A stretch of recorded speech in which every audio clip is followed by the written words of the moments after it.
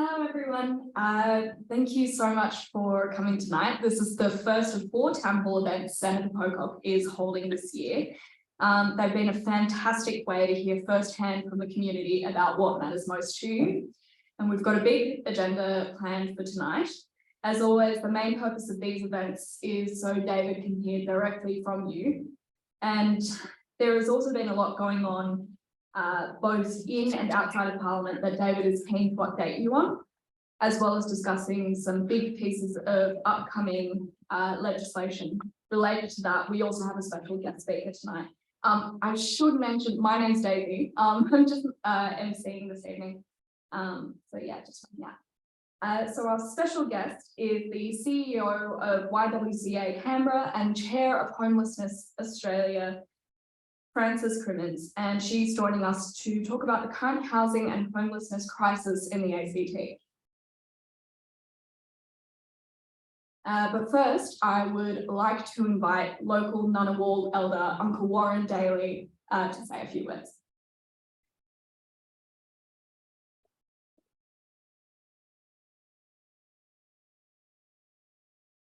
Thanks very much for that, Daisy. So firstly, thanks Tom Emerson for asking me to give this welcome to country for, as Daisy said, one of the first meetings with Senator Dave Pocock here at Belconnen Arts Centre. That's a Ngunnawal country. Firstly, I acknowledge my elders, those past, present and emerging, and I thank them for their continuing contributions they have made to life in this city and region. But also I'd like to welcome any other Aboriginal and Torres Strait Islanders, all nationalities here tonight for this important event. For those of you, if this is your first welcome to country, the Ngunnawal people have been the custodians of Canberra for over 60,000 years. Our elders have passed down this tradition to us. Before you enter another person's country, you always announce you arrived and not enter until asked to do so by an elder or traditional owner. The reason we do this is to protect you while you're on our country, but also shows respect to us, the people you've entered, and the elders that I'm representing. For those of you that are travelling to be with us, have a safe and enjoyable journey over your loved ones, and in ending Ngana Yarrabi Yangu, you're all welcome to leave your footprints on the land of the Ngunnawal people. Thank you very much. Enjoy the night. Thanks.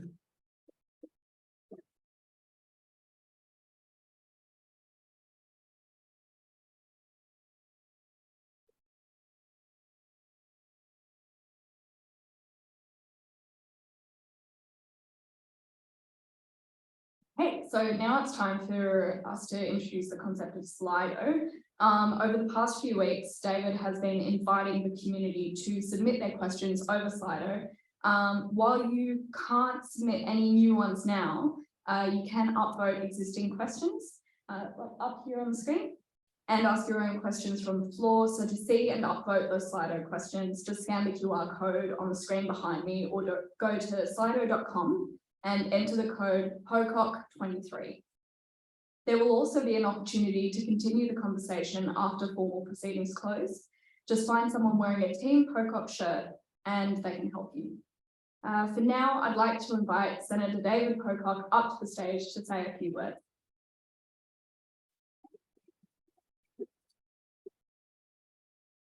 Thank you, Daisy, and thank you all so much for joining us for the first town hall of 2023.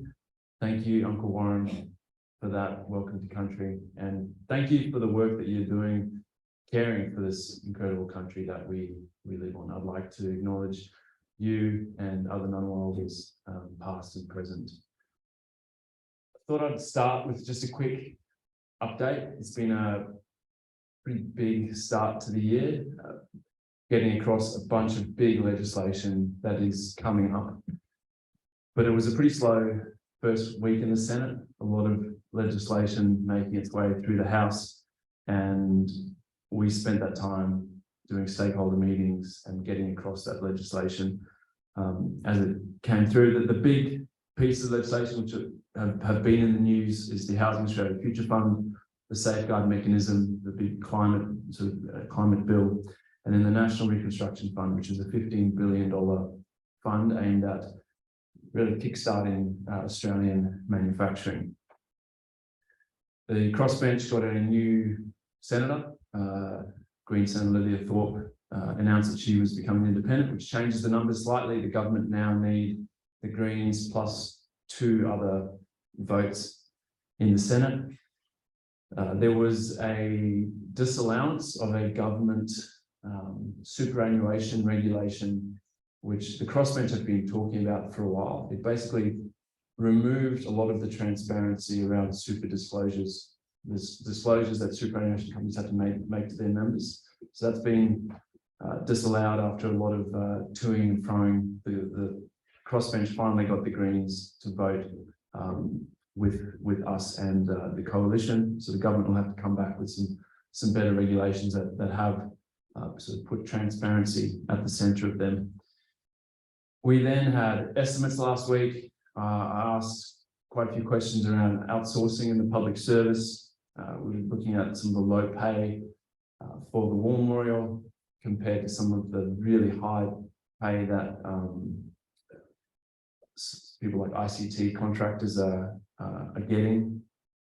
I tabled some whistleblower photos and a statement from a whistleblower, which was showing what had happened at a Santos gas project up off the WA coast. And for me, it really highlighted 2 things. One, the need for better whistleblower protections in Australia. Currently, it's a massive gap. And you know, this is something that I continue to speak to the Attorney General about, and he's committed to dealing with. But we've got this National Anti-Corruption Commission starting 1 July. I still don't think we have adequate protections for people who are going to provide information that is in the public interest. And this, you know, working with this whistleblower to provide him protection under parliamentary privilege really highlighted how far we have to go. And I think it also highlighted how much our environmental laws need to be updated to ensure that this sort of thing can't be covered up. And we're not hearing about things months and months after they happen. We had the first mobile office at Denman Prospect. It was great. A lot of people came down to talk about local issues and hear about what's coming up. The next one is at the Hyperdome in Tuggeranong. Not sure if too many people in this crowd will want to come down there, but if you know someone down there, please let them know. It's a great way to actually be able to have a face-to-face conversation. The team did an amazing job organising a big event at Parliament House for the Heart to Heart Foundation. They are organising a 3,000-kilometre walk from the centre of Australia to Canberra, about 3,000 k's, to highlight the need for better, I guess, care and support for first responders when it comes to mental health. We know that first responders have all sorts of mental health issues and much higher incidence of PTSD. And unfortunately, there's a 2019 Senate committee report with some great recommendations gathering dust, and the ask is for the government to implement that. So that was a great event to sort of organise and be at. And then in the last week, we've had 3 different roundtables, 2 on the safeguard mechanism, hearing from industry groups, some of the big manufacturing representatives, all the way through to environmental groups, think tanks. It's a big, complex piece of legislation, which I'm sure we'll get into a little bit later. Yesterday, we then had a roundtable looking at advertising to children and really focusing on gambling, alcohol, and fast food. This is something that I think a lot of people are concerned about, just the sheer number of ads people are seeing when you watch TV or you're on social media or streaming services. I think there's a long way to go to update our regulations to be protecting people. Children shouldn't be exposed to those sorts of ads, and there's ways around it. We need the political will to do it. So something that I'll be pushing with the government and with my crossbench colleagues. Thank you so much to Francis for coming on to speak tonight. Access to affordable housing is obviously a massive issue across the country, and Australia is really at the forefront of that. It's one of the biggest challenges we face, and the government has this $10 billion fund that they're wanting to set up.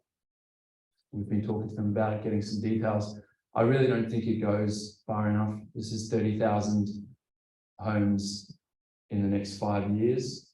At the same time that they are winding down the National Rental Affordability Scheme, which is 38,000 homes. So, you know, you do the math and we're a little bit behind there. So I think this is something we've got to be pushing for more ambition and a response that is sort of in line with the challenge we're facing. As we heard earlier, Francis is the CEO of YMCA Canberra and has led the continued growth of the organisation's housing portfolio, growing both the supply of housing and support services, and is also an advocate for policy measures that address the root causes of homelessness for women, including gender inequality and gender-based violence. And in all of her free time, he's also chair of Homelessness Australia, which we know is a massive issue in Canberra. You know, we've got the highest rate of persistent homelessness, so there's a huge amount of work to do in that area, and really grateful for you coming in and talking to us tonight. Thank you. Please welcome Francis Crimmins.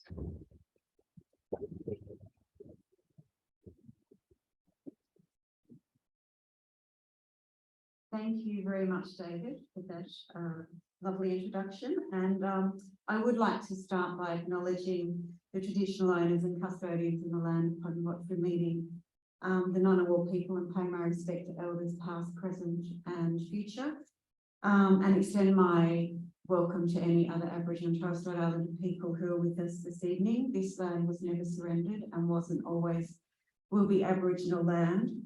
And I'd also like to publicly state my support for the campaign to embed First Nations voice in Parliament Constitution. I encourage you all to reread, hoping everybody has read the Uluru Statement of the Heart. But if not already done so, please read it. This is a journey for all Australians, and it's important that we go into this referendum reading that statement and walking together.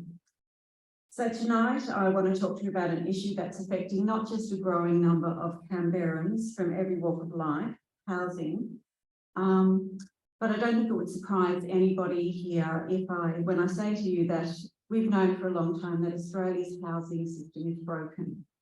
I missed the Four Corners episode last night, but if anybody watched that, you'll understand that we're not just at a crisis, we're at a catastrophe. As David said, the measures, while they're welcome, it's like using a garden hose to fight a wildfire. So it's due to the decades of undersupply, unaddressed income inequality in this country, poverty, climate change, and we have had such a distinct absence of a Commonwealth-driven national strategy coming to fruition. So we've got something like 640,000 households who are experiencing stress. The latest census says there's about 100,000 people who are sleeping rough, but I think that number is not represented.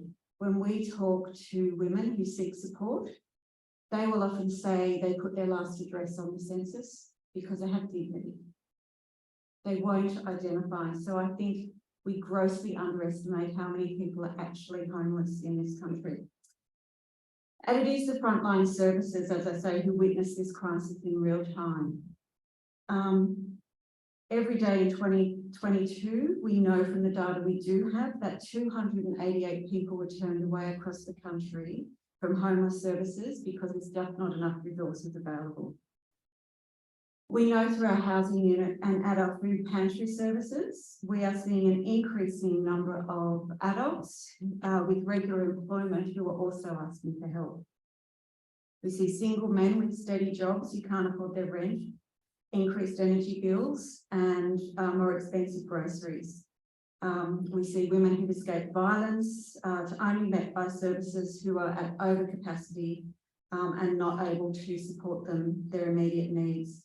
And we're also seeing increases in families due to climate change and the impacts of fires and floods. Now, you might think we're immune to this in Canberra, but our region is surrounded by people who've been impacted by the climate emergency and disasters. We all drive down to the South Coast. We're passing campgrounds of people displaced. And I don't think that's good enough.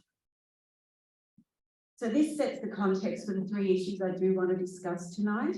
And it is the opportunities locally presented by the planning reforms that the ACT government has put forward, the potential of the Housing Australia Future Fund and the National Housing Accord, which really does need to deliver that much needed supply.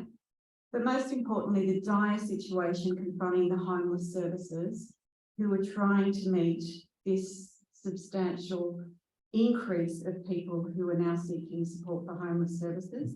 And sadly, the real cut that's coming through the current Labor government not funding the equal remuneration order this year on the National Housing Agreement that they passed through the states and territories that we did manage to get the coalition to support last year.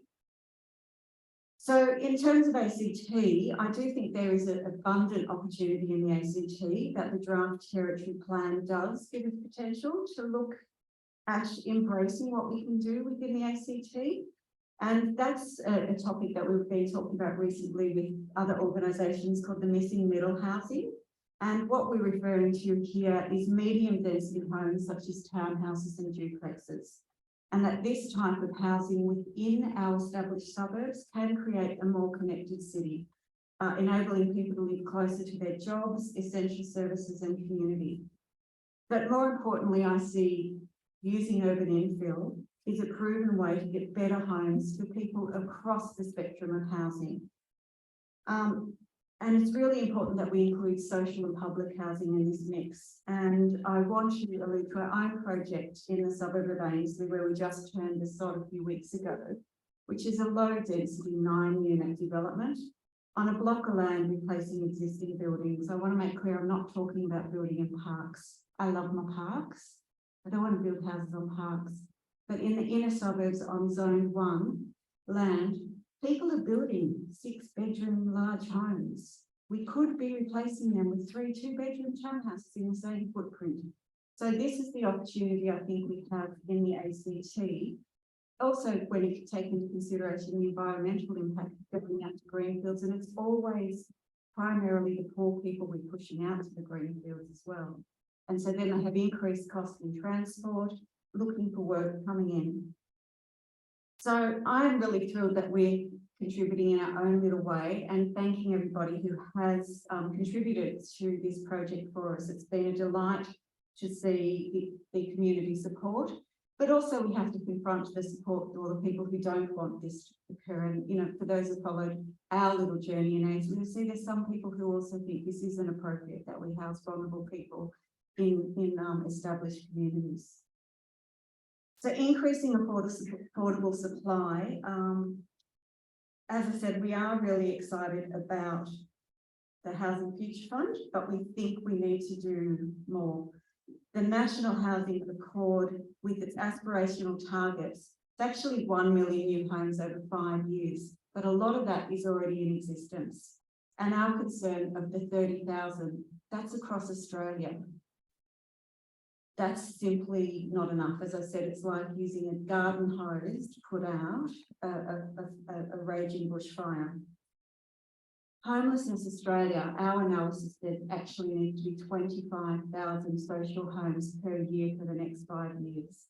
So that's the type of investment that we really need to see. So it's not just improving supply, however. I am concerned that all the focus is on housing, and I would like to share with you, I think people, when we talk about housing and homelessness, ending homelessness is more than just providing a roof for somebody. The reason we're seeing so many people homeless is because our welfare system is inadequate. Our welfare system is punitive. Programs like the Parenting Next force women who flee violence to jump through repeated hoops and keep them in a cycle of poverty. So we must make sure that any commitment to housing comes with support. And just to end with, I'd like to give you what we talk about at Homelessness Australia. One of my fellow directors, Dr. Catherine Robinson, who's based in Tasmania, is helping us define what we see as homeless. What does it mean to have a home? And the first element of having a home is self. So the home is our own being and our own identity. And the fundamental characteristics of this first home, your physical, mental, emotional, social, and spiritual nature. If you have experienced trauma and experienced violence, many of the people we feel don't feel at home within themselves. So that's the first element we need to address, support structures that helps people recover from trauma and violence. The second element of ending homelessness, which is much more familiar, is place, where we live, your house, your shelter. It's where we nest, but it's not only the physical structure in which you live, it's the kind of environment you can create within that structure. The third home that we need to exist to end homelessness is we do reside in a larger community. We're all here as part of the larger community of Canberra. And it's also the multiple communities we move in. And that can be from the global to local. That's where we're located. It saddens me to see what's going on in Alice Springs for those children that are not connected to their community. And the fourth home for First Nations people is being at home on country and their connection to their country. So in Homelessness Australia, when we talk about solving homelessness, they're the 4 areas that we need to address. So I'd like to leave you with that thought on what we need to do to solve homelessness and hand back over to David. Thank you for listening.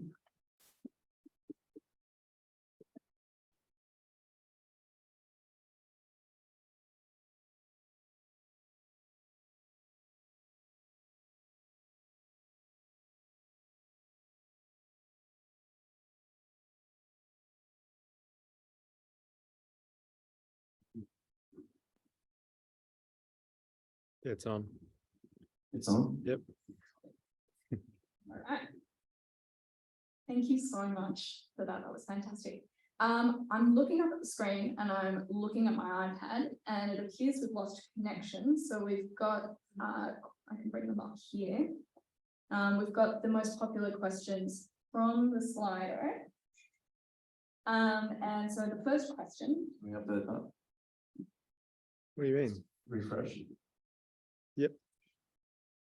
Tom. We'll go with these ones. All right. Thomas. So the first question is from Matt K with 20 upvotes. And the question goes, as per the Four Corners episodes on fake carbon credits / greenwashing, can the government better ensure carbon credit integrity / value, in particular dubious forestry ones? This is a massive issue that we have to face. So the safeguard mechanism is the top 215 emitters in Australia and is essentially forcing them to reduce their emissions by 4.9% every year, with a whole bunch of complexity around how that's calculated and different periods and all the rest. But the thing that it does allow is unlimited access to carbon credits. And there's one other country in the world that does that, and that's Kazakhstan. So as it currently stands, Australia would join Kazakhstan allowing open access to carbon credits. So that's one thing I'm pushing the government on. I don't think it should be open access. That carbon credits should be a last resort. There should be an abatement on site from these big facilities, and then the use of these safeguard mechanism credits, which they plan to create, which is essentially a credit that you earn if you reduce your emissions by more than 4.9% per year. You can then trade them with another facility, which is what happens around the world in these sorts of schemes. But this open access to carbon credits, I think, is a bad idea. But regardless of what percentage of your emissions you can offset, clearly carbon credits should be doing what they say they're doing. And there's some massive problems that have been pointed out by experts in the field, researchers at the ANU, other universities. There was the Chubb review, which looked at 4 of the carbon credits and essentially said things are okay, but then went on, okay, this long list of things that we need to do to improve the system. So I think there's a lot of work to do. A couple of the methodologies, Professor Chubb and the committee recommended that they end those methods, but they were going to end anyway. They were getting to the end of their life. So there's a lot of work to do in this area, and really looking at carbon credits and the safeguard mechanism, I think you have to look at them through the lens of integrity. Like if we are going to use carbon credits, 1 ton of carbon credit for 1 ton has to be either avoiding a ton of emissions or sequestering a ton of emissions and storing that over the long term. So it's a big issue and something that I've been raising and came out of those roundtables on the safeguard mechanism.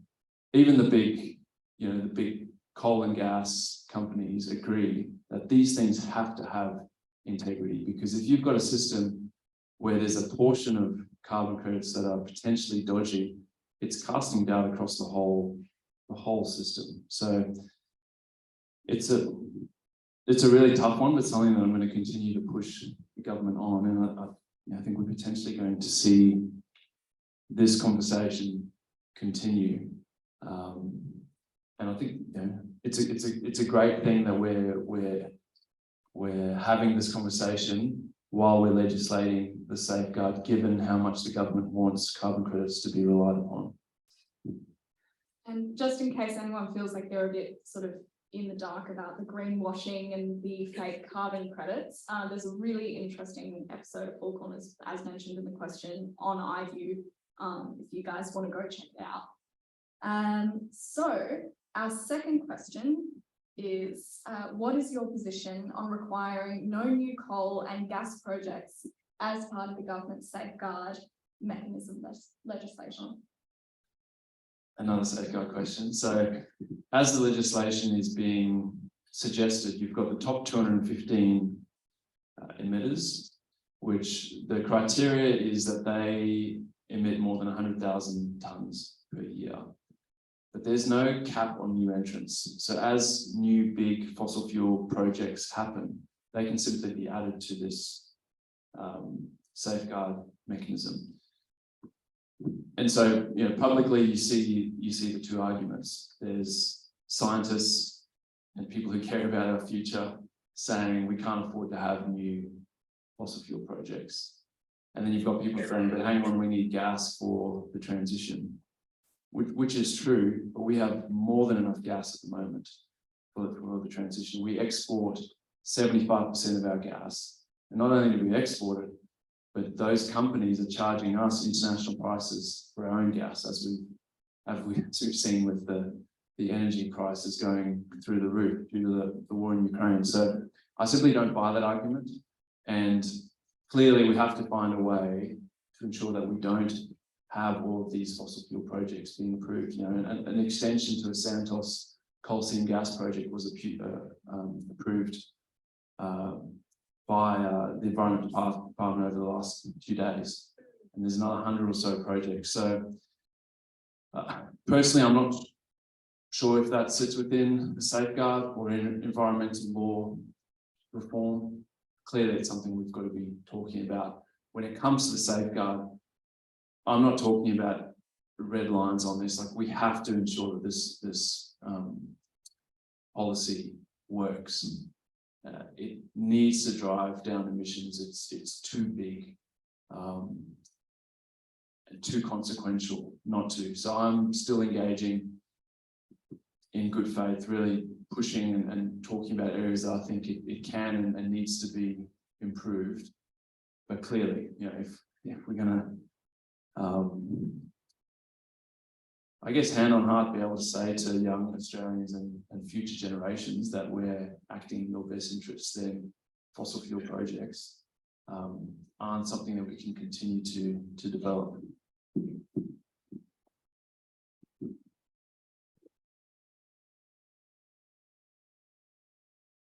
Our third question, any progress on getting a redesign or repeal of the stage 3 tax cuts?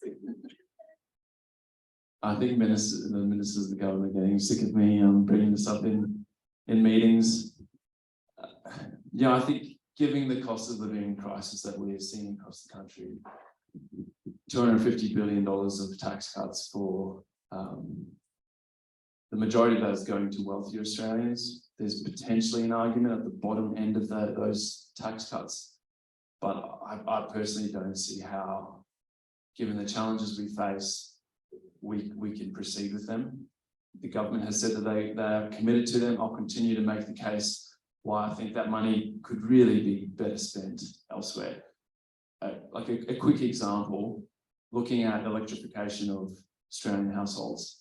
In the ACT, the average home goes fully electric. That household will save $3,000 to $5,000 every year going forward. To have the right incentives in place so that every household across the country could electrify will cost about $12 billion, which would mean that almost every household is saving between $3,000 and $5,000 every year. That seems like a far better use of that money. So I think with a bit of imagination, that money could be put to much better use. It's something that I'll continue to make the case with the government. And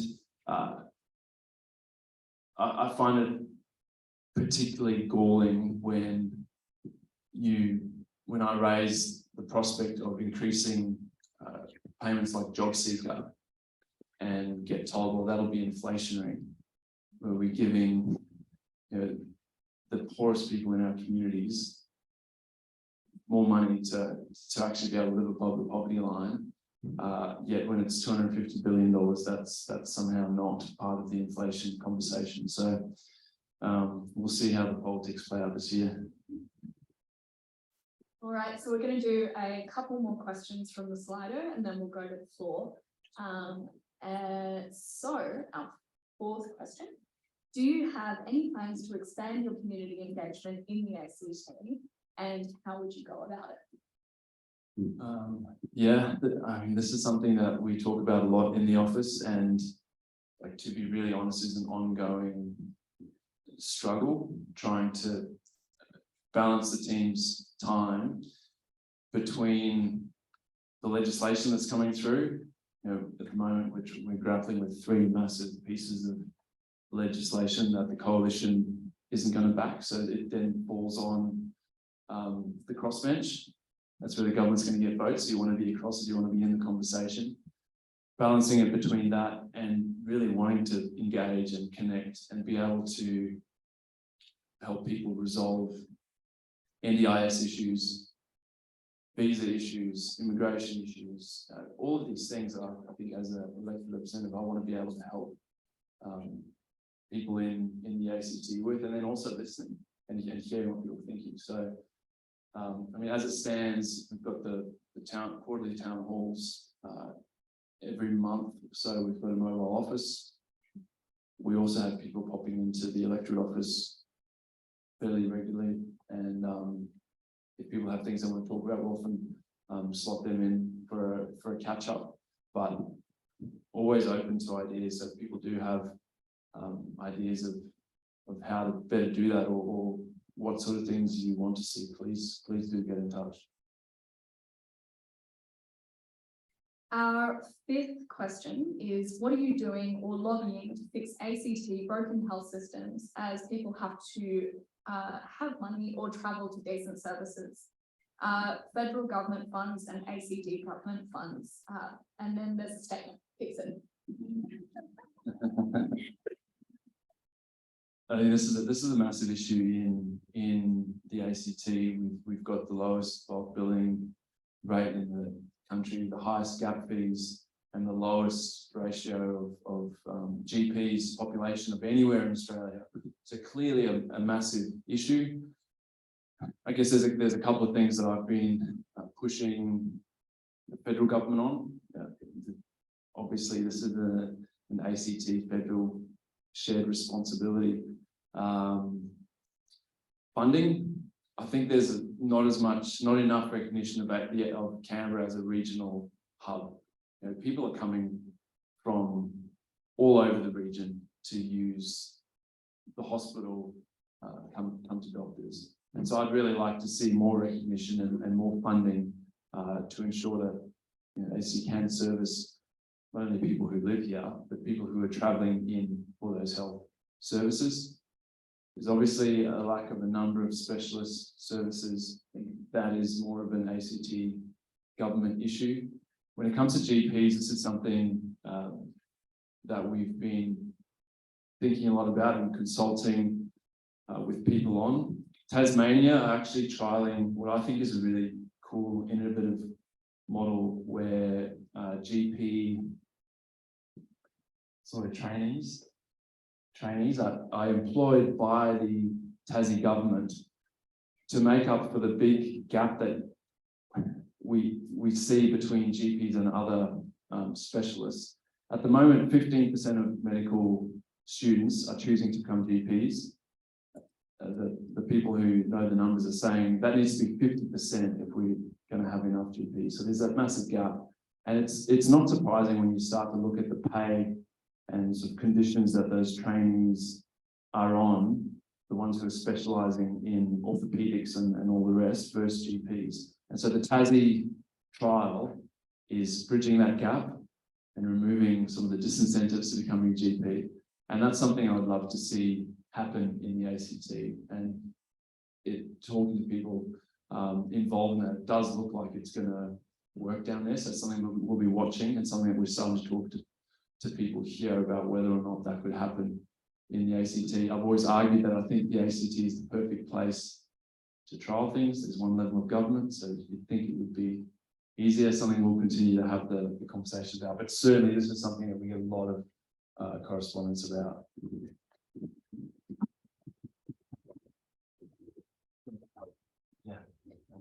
So we're going to go to the floor now. So if you've got a question, maybe stick your hands straight up just so that we can see you. Someone in the Pocock shirt will find you with a microphone and I'm the bugger off for it. Hello, David. My name's Ian. I've got two questions, if I may.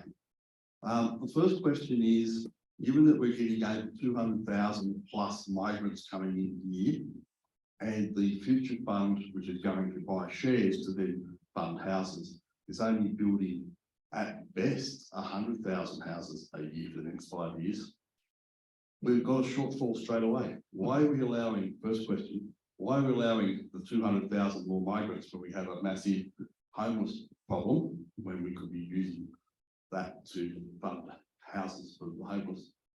And the second question I have for you is, given no coal or gas, should we be going for a nuclear power station, even though it's not viable in Australia? Thanks for the questions. I think the first one's very valid and something that is raised with me. We're in a tough situation where we've got a housing shortage and we've also got a massive jobs and skills shortage, and we've got, you know, businesses of all sizes crying out for skills and workers, and so the government is responding to that with skilled migration. But yes, as we heard, the housing solutions don't go far enough, and you know, I think personally one of the things that's missing from the housing conversation is some of the bigger picture tax arrangements when it comes to housing. And for me, that really ties into what is housing for? You know, is this something that everyone should be able to have a house, a roof over their head, feel secure, live in their community, or is this an investment vehicle? And I think our current tax arrangements, it's an investment vehicle. And I understand there's very valid reasons to invest in housing, but I really think that we can strike a better balance where we potentially have caps on the number of houses that you can negatively gear to ensure over the longer term we're starting to even this out and we don't have young people who have just totally given up. You know, my youngest brother, he's not even thinking about buying a house, not something he's entertaining. So I don't think it's working, but it's a really tough it's a tough question, and I don't have a really good answer for you. On the second one, the cost of nuclear, I'm trying to think. I think kilowatt hour wise, wind and solar are around $2,000 kilowatt hour now, and nuclear is about 16,000.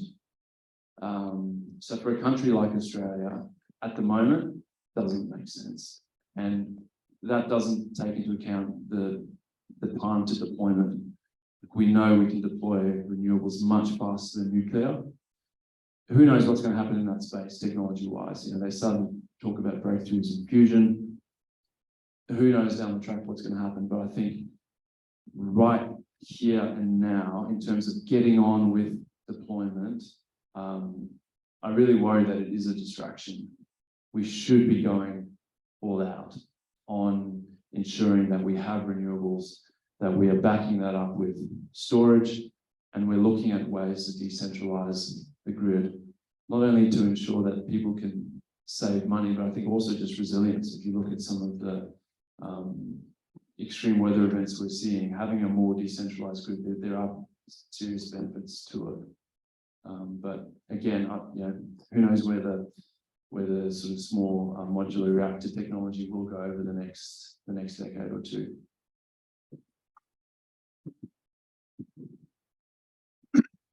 Hello. Yeah, thank you very much. You sort of touched on the question that I was going to ask, and that is, firstly, thank you very much for platforming the housing affordability crisis. It's obvious that government has a role in owning more stock for public housing, but you just touched on the issue of the perverse incentives for the supply crisis, which we don't have. People say it's about supply and stock. There's perverse incentives for people to own too many houses, and so much capital is locked up in those properties that it is pricing out people, and that could be redeployed to investing in a modern grid, for example, with renewable energy bonds and whatnot. We're in an omni crisis and we need a systems focus. Would you be prepared to support the Greens, for example, if they call for an end to capital gains tax concessions altogether and ending negative gearing altogether to decommodify housing to partially solve that problem? I mean, it's certainly something I've already raised with government. You know, I think I'd potentially favour a transition with some grandfathering arrangements for people who have decided that investment in housing is going to be their retirement. People who potentially don't have super. I know my parents who moved here in their 40s had very little, and then worked as a small business owner, very little super, but they don't have investment properties. So yeah, but I know some people would have investment properties and be tapping into that in their retirement. So I think there are arguments, but I've really welcomed this discussion. And you know, in politics, it feels like there's a whole bunch of these issues which are taboo to talk about. But we should be having this conversation. And if you look at the numbers, if you captured at one property, you know, the vast majority of people only have one property. So I think there's ways to really deal with this in a way that is fair and starting to make those changes and really shift the way that we think about housing. And as you pointed out, it's at the expense of all these other really exciting potential investments. So yeah, I mean, it's something that I'll continue to talk about and would love to hear more from people, whether you want me to push it or not.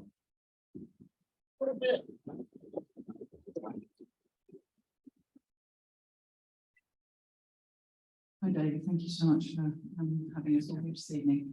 I'm a 50-year-old single woman in her 50s. So I rent a house. My rent is about to go up $60 a week. Yep, that's what I thought. And recently I've been inundated on social media about the free solar panels that you can get if you own a home. My power bills have gone up from about $450 a quarter to $800 a quarter, but my landlords are not eligible to get solar panels on top of a house that has no blocking of sun all day. So when it's 39 degrees outside, I have to have the aircon going because the sun comes straight in the windows. But they can't capture that energy because it's not available to me or them because they're renting the house out. Any suggestions? Because that would solve housing and power. Thanks for the question. I think this highlights a massive problem and something that we've really overlooked is people who do rent are missing out on this opportunity to save money and be able to run their aircon off the solar. Is anyone from Sort of Zero here? Yeah, Bobby. So there's a group of Canberrans who've started something called Suburb Zero, where they are getting people interested. So they're well worth looking up and getting in touch with them. And having a pilot project where you electrify an entire suburb. And in doing that, you do a number of things. One, you prove that it can be done. And people can see it. And you can show how you unlock the savings. I think you also then work through a bunch of these regulatory hurdles and figure out some of this and work out what incentives you need to unlock, solar on rentals. And one of the things that I think is really important that we push for in this transition to renewables is that people who live in social housing, low-income households, and renters aren't left behind. And it's something that we can do. We can create the right incentives and regulations to ensure that that doesn't happen. But we've got to do it. We've got to prove that it can be done. So I really love what Sort Zero are doing, and we've been talking to the government about funding a pilot to do just that. And they have said that they want to see more household electrification. So I do think that's one way to start to work through that. I know the AC government has some sort of landlord rental energy efficiency stuff coming into it. I'm not sure how far that goes into renewable energy, but I'd love to see that. I'd love to see that happen.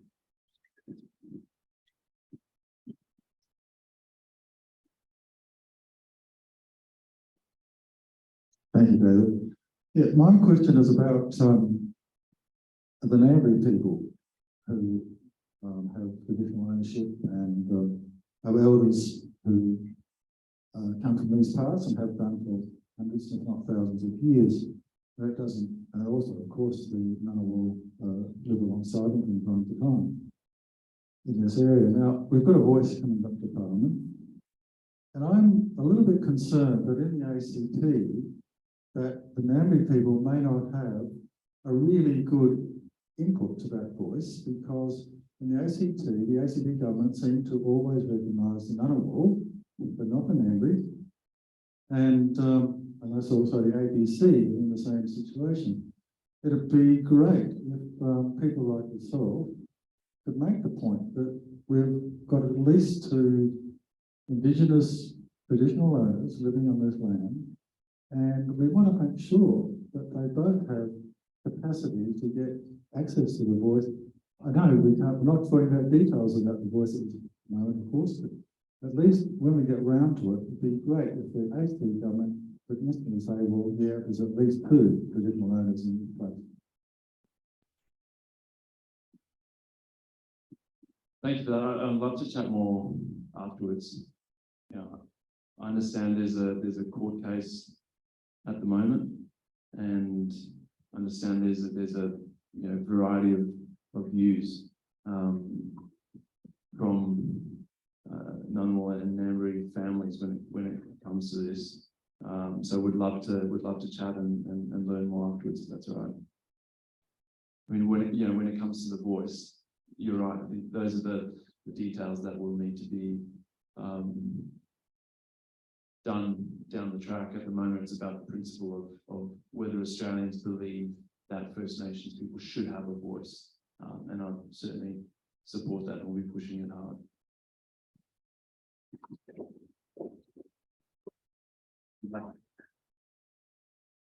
This isn't so much a question, or rather a complaint, but I think we need better public transport. I struggle to get a bus just from my house to school, and if I took the bus here, it would have taken me over an hour and a half to arrive. All the bus services seem to have been cut since we started the tram, which is all well and good for people who live near a station, but a lot of us don't. A lot of us rely on public transport, whether that's because we don't have a car, we don't have the money, or we're disabled, or just because it's meant to be easier. But it's not.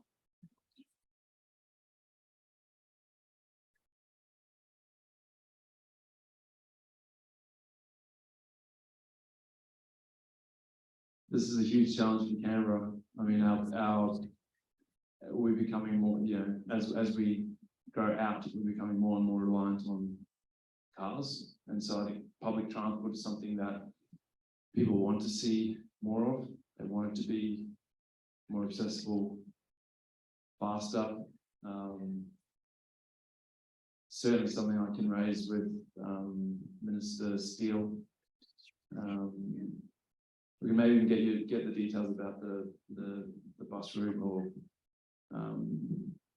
where you live and raise it with them. Very happy to do that. But yeah, I mean, public transport and then more active transport infrastructure. You look at what cities in Europe have been doing, investing in better bike paths, separate bike paths, and you see a huge number of people taking that option. I certainly think it's something that we've got to be investing more in as a country and as a territory. Yeah.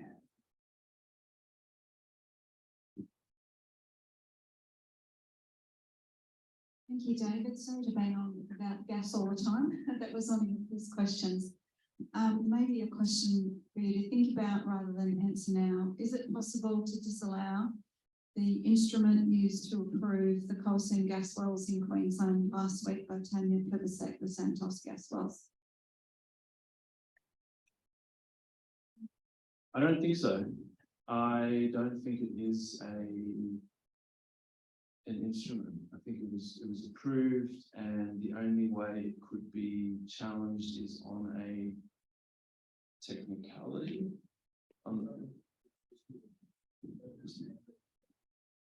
Yeah, so subject to judicial review only. And yeah, really disappointing. There was no tweet, no announcement. It was just put up on the website. Yeah.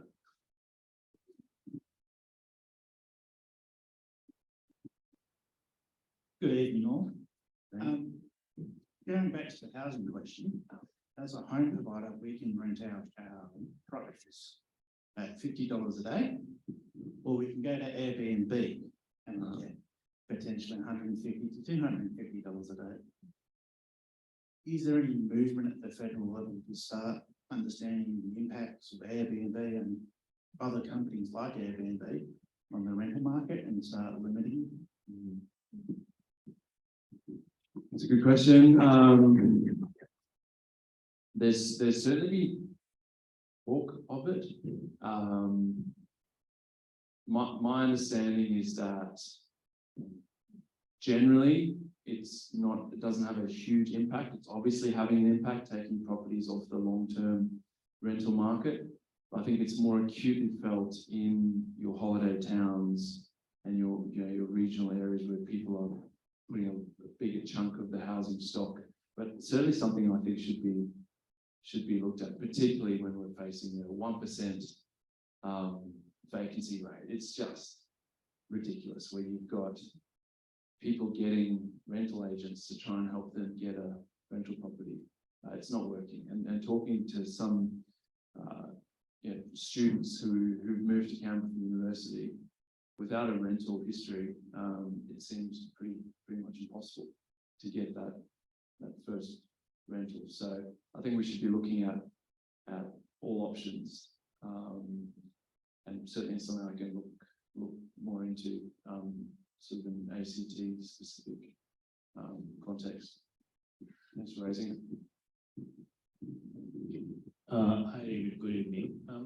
I have a bit of more broader question. So, regarding this morning's ACO chiefs news that we have been sort of there's been too much of intrusion from some overseas forces into disturbing the Australian nature and Australian way of going things, and very specific to a couple of referendums which have been held by Canadian and US based organization in Australia, and personally being a victim of those where we have been bullied by those groups, especially temples based in Melbourne, Brisbane have been bullied and vandalized into. And I would like to highlight that as probably a potential problem coming in ACT, and would like to have a view from you as a senator, how to safeguard the public up here. Thank you. And so, sorry, just to clarify on your question, this is the with the upcoming voice referendum. I believe, yeah. So Okay. yeah. So looking at foreign interference or just generally how to safeguard the referendum. Now foreign interference into Australian way of Yeah, I mean, that's a big one. And as we see, the little information I think gets released, clearly it's a problem. I think when it comes to elections and referendums, in terms of the actual election or referendum, we're incredibly lucky in Australia to have the Australian Electoral Commission. I think they're great at what they do, but I think it's all the social media and all the other stuff around it. And there's obviously a bunch of agencies looking into that, working on it all the time. And my understanding is just a constant battle against, as you said, outside influence. But yeah, probably something that can deserves a lot of attention, and I think it is getting attention. I certainly know that people are concerned about it and the influence that countries are seeking to have here. As an independent, it's not something that I'm privy to classified information that's happening, but I am assured that there's lots of people working on it. And I know that there's a number of pretty amazing Canberra businesses working in that space, both in terms of cybersecurity and doing stuff, but then also emerging technologies like quantum computing, which potentially could provide a massive advantage when it comes to security online.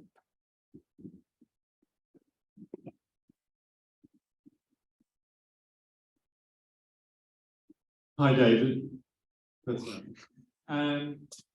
Yeah, look, just thinking about the housing and thinking of ways that we can play a role, I'm just maybe just an encouragement and maybe something that you might be able to talk up a bit is just the role that the fact that a lot of people live in a house with multiple bedrooms. There's a lot more bedrooms in Australia than there are people in Australia, I would hazard a guess.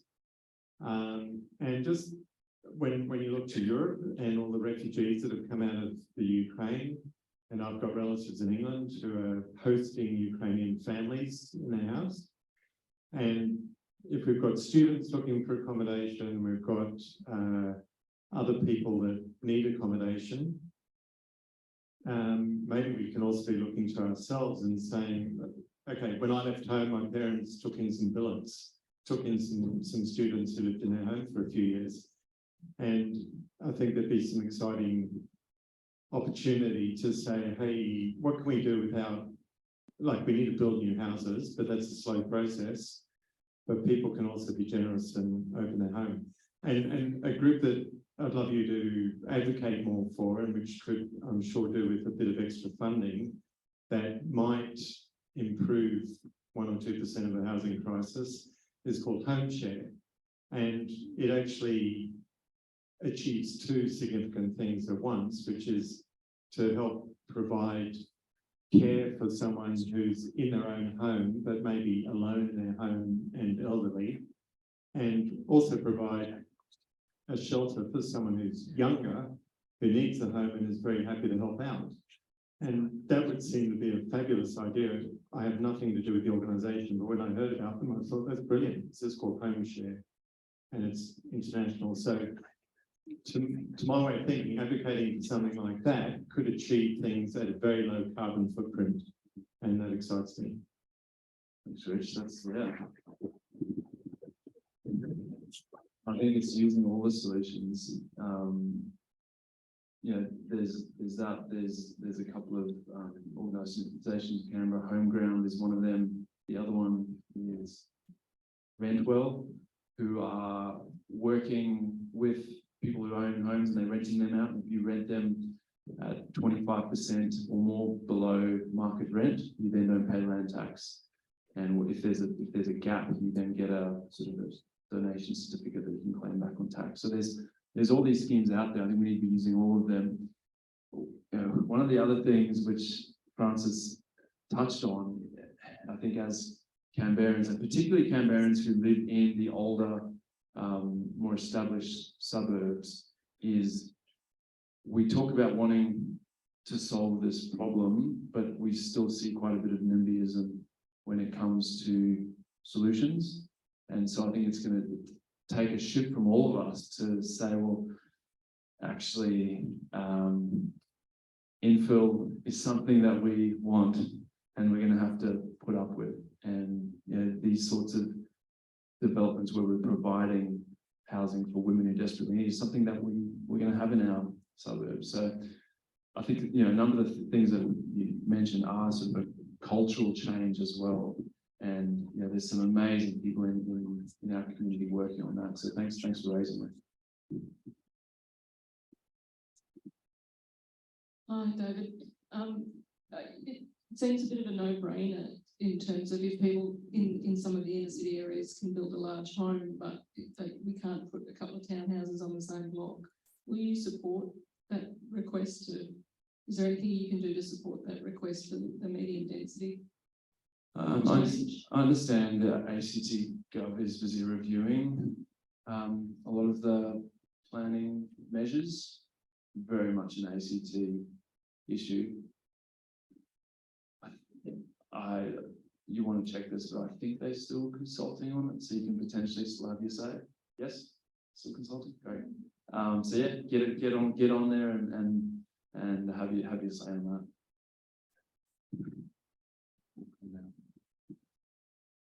Yeah, good day, David. I was just wanting to ask a brief question about your experience of the culture in Parliament. You know, in the past, we've heard criticisms of it being overly masculine, confrontational. Perhaps I was curious if that's been your experience. I know our current Parliament is the most diverse, most gender equal. So I was curious if that's also been your experience. Thanks. I've really enjoyed it. I mean, I think I've got a great little team and really enjoyed working with them. I think the experience as an independent is different to being in a major party. You don't have to engage in the factional stuff and the party politics. So, I mean, you read the reports and the statistics, and clearly there's a long way to go. But that hasn't been my experience. But you know, I'm a white heterosexual bald dude, so I've probably got a very different experience to a lot of people. So don't take it from me. But I've said, as a crossbench, I've loved engaging with all sorts of different people in there, being able to, you know, talk to the government, talk to the opposition, talk to the Greens, talk to the crossbench. Yeah, I've enjoyed it.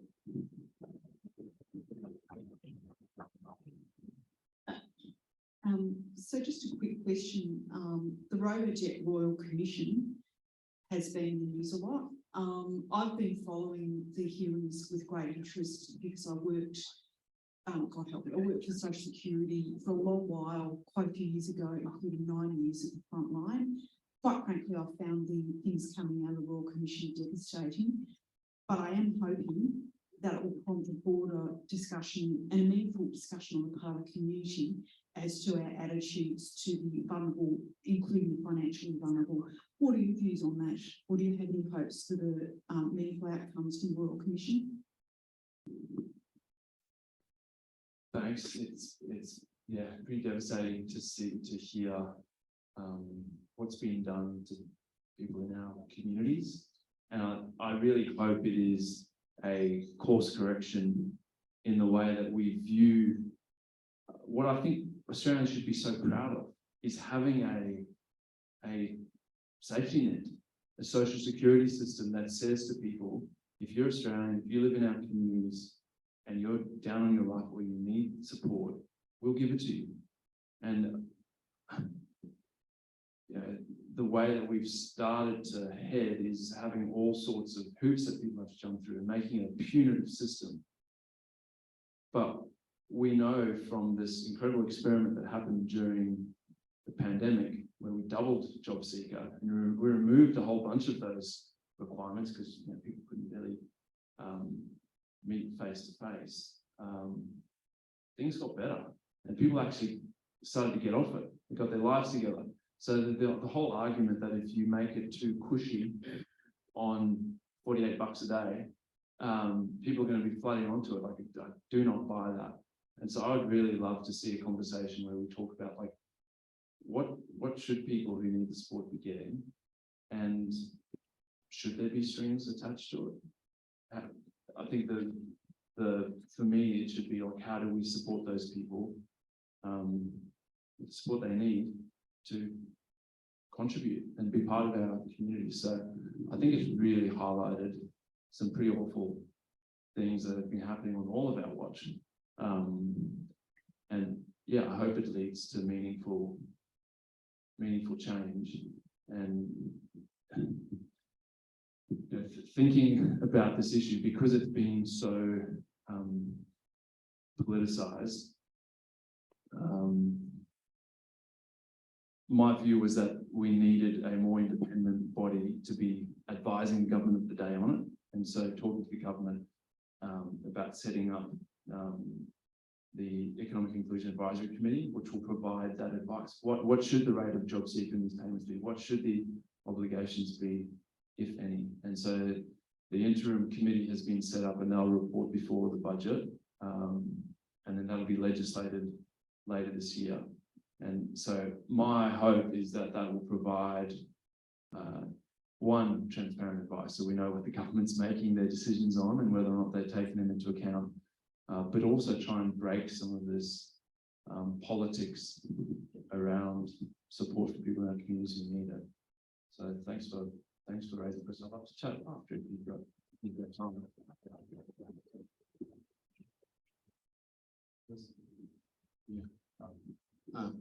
Hi. I'm feeling a spasm of guilt because I'm realizing the thing that I want to talk about isn't really a federal issue, although it's been made a federal issue, and that's dear old Kevin Andrews, who said that the territories could not make laws regarding assisted death, and now it's being lifted. And I think we're heading for a situation in which the locus of control shifts a little bit, but the things happen, because what I'm finding, I'm way over retirement age and still working, but what I'm finding is that if you're thinking about the point will come when you want to spend your own life, it's only with the approval of medical profession. This guy's liver is falling apart. He's probably going to die in the next few months, so we can help him out here. And my position, and it's not just mine, of course, exit principally, is that that's really wrong, and that we should let people do things in a different way if they choose to. Thanks. Thank you. And now the ACC can decide. So I'd really encourage you to get involved in the consultation process and put your view forward. yeah, as a, but, yeah, I think it's on at the moment. Yeah, ACT Gov is running it at the moment. That's under Minister, Mr. Chan. Yeah, my view is it's now an ACT issue for them to deal with. We have met with Palliative Care Australia and sort of looking at, I think that alongside legislating the AD, we have to be putting more time and attention into palliative care and the options that people have at end of life. Certainly something that gets raised with me, and I think is worth working on both of them together. Senator Pocock, my name is Gregory Haywood. I'm a constituent. Congratulations on your election to Parliament. I'm sure that all Australians who are concerned for the environment and the future of our planet are appreciative of the great work you're doing. While I understand that environment protection is your passion, your advisor Tom suggested I'd come here today and raise a separate issue. Because I find it deeply upsetting, I've written it down and brought evidence with me to support what I say is true, should you be in any doubt. The problem I wish to raise is this. Our current laws are incapable of dealing with the rare and unusual circumstances where women are caught making false sex crime allegations against infant women. Significantly, authorities in the United Kingdom have successfully prosecuted such women under a law known as perverting the course of justice. After a recent conviction, the UK senior prosecutor acknowledged that the lives of innocent men targeted have been ruined. The approach taken by the UK is in stark contrast to Australia. Here, government authorities refuse to acknowledge the problem. I was 45 years old when I was targeted. Until then, I was enjoying a happy life, founded on a long and successful career in the Australian Public Service. But my life changed forever when my newly appointed female supervisor began spreading absurd, malicious sex lies about me, such as, before joining the APS, I had committed an aggravated sexual assault against her in the presence of her husband and her children. And at work, I had forced her to begin a staff meeting with a joke about female genitalia featuring the C word. My lived experience shows that the administrative and legal frameworks currently in place to protect men from falsified sex crime allegations are not fit for purpose. I say that with certainty because when these things were happening, I sought protection by reporting the woman's illegal behaviour to the relevant authorities, including my government employer, the Department of the Environment, the Fair Work Commission, the Australian Federal Police and the Federal Court of Australia. Each of these government institutions refuses to acknowledge that any law has been broken or plan to take any action. But what you may find most alarming is how these matters are covered up. A Fair Work Commission investigation found that she was lying about me and recommended action be taken against her. But the APS responded by hiding the investigation report and terminating my employment suddenly. And then it planted defamatory stories in the national press, depicting me as a rude, unemployable misfit. My good health, career and reputation have all been destroyed because of these lies. They have brought unbearable pain and suffering to my family.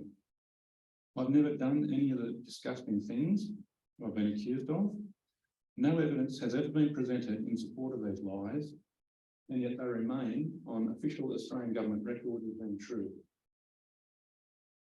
The abuse of power by government in this case should be of serious concern to all of us here today, all Australians, and unconscionable to an elected representative. Senator Pocock, a person's reputation is everything. Had you been similarly targeted prior to May last year, I believe that your election success would have been impossible to achieve. For the sake of our democracy, would you use the Senate estimates process to learn from the Australian Public Service Commissioner just two things? Question one, currently in the APS, is there any legislation or policy that prevents a female rape or sexual assault victim from being placed in charge of the man she believes is guilty of the crime? And two, when the APS released information to journalists about me, Why did it withhold the fact that my workplace injuries were inflicted by a senior female public servant who believed I had committed a historic sex crime against her? The answers will confirm that Australia's current laws are incapable of protecting innocent men falsely accused of committing sex crimes, and a corrupt and dangerous element exists within Australia's supremely powerful government bureaucracy that will destroy the life of an innocent citizen to avoid reputational damage or legal liability. Well, Gregory, thank you so much for coming along and sharing that. I'm so sorry you've had to go through that. I'd love to chat more about it. Clearly, I think there's plenty in there that yeah, we should be looking into, and I'd love to work with you on those questions. But I really appreciate you sharing it. Here, it's not, you know,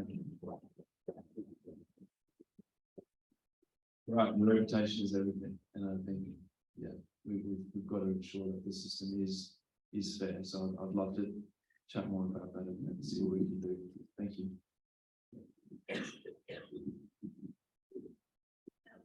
Thanks for your contribution tonight and this opportunity. At a more esoteric level, I'm just interested, at the end of the day, you are one of the senators for the ACT. And I'm just wondering whether there are any formal consultative mechanisms with our territorial government, which at the end of the day, the Labor Party plus Shane Brattenbury agrees representative. And does the territorial government keep you in the loop about our priorities here? Because a lot of the questions tonight have referred to territorial issues. And or do they sort of put all their efforts towards their Labor colleagues at the federal level? And what's your relationship like with our other ACT Senator Katie Gallagher, another very, very busy person? Thanks for the question. There's no formal process, but I do try and catch up with Labor, the Greens, and the opposition. Try and regularly sort of stay in touch. We generally will work with MLAs on constituent cases that are ACT specific. So we'll refer them to their local member, and a number of them, both, I guess the Liberals mainly because they don't have a federal representative, we will help out with some of the constituent cases that are more federal issues. So yeah, I think the ACT being a smaller jurisdiction, a lot of the issues that do get raised are more local, or there is that crossover. So it's something that we're constantly working on, trying to keep those relationships. We certainly send a lot of letters requesting more information or finding things out for people who approach us. I think I've got a great working relationship with Minister Gallagher. Certainly, you know, respect her, and we try and catch up regularly and talk about ACT issues, but also reserve the right to really push the government hard on issues that I think are important and stuff that we should be doing better. And you know, also obviously see the other ACT representatives a bit in the, not as much, there's a massive gap between the Senate and the House of Reps. It feels a long way away at times, but do try and catch up with the others as well.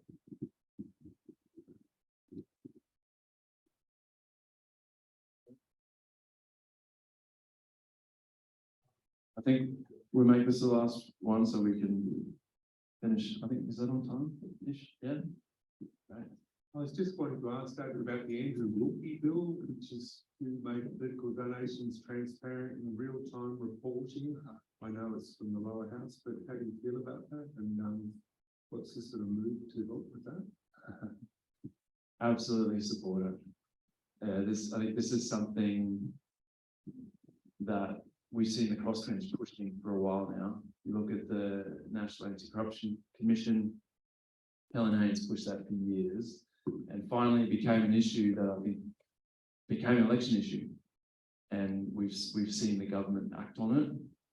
Clearly, political donation reform, and I'd add truth in political advertising is something that I think most Australians want.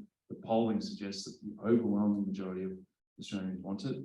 There's currently a election review in the Joint Standing Committee on Electoral Matters, which is looking at these issues. What the government chooses to implement, we don't know yet, but certainly support more transparency around political donations, lowering the threshold, more real-time reporting. You know, a couple of weeks ago, we finally found out all the donors from the last election. Like, that's not good enough. We shouldn't have to wait that long. Not with the technology we have now. So certainly support it, and you know, I think it's something you're going to see the crossbench continue to really push both major parties on, because again, I think it's something that's politically inconvenient, but something that Australians are demanding now, which is a great thing. I think that, yeah, but thank you for that.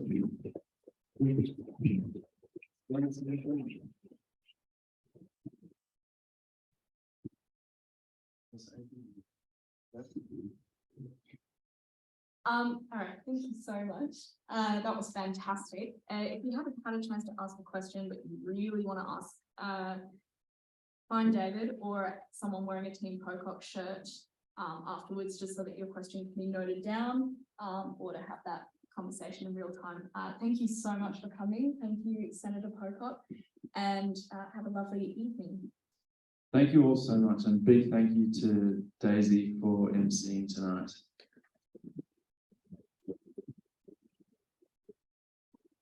Thank you, everyone. Have a good one.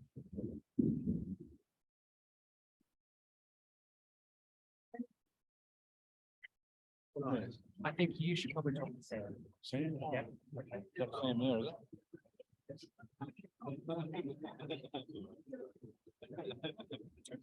Yep.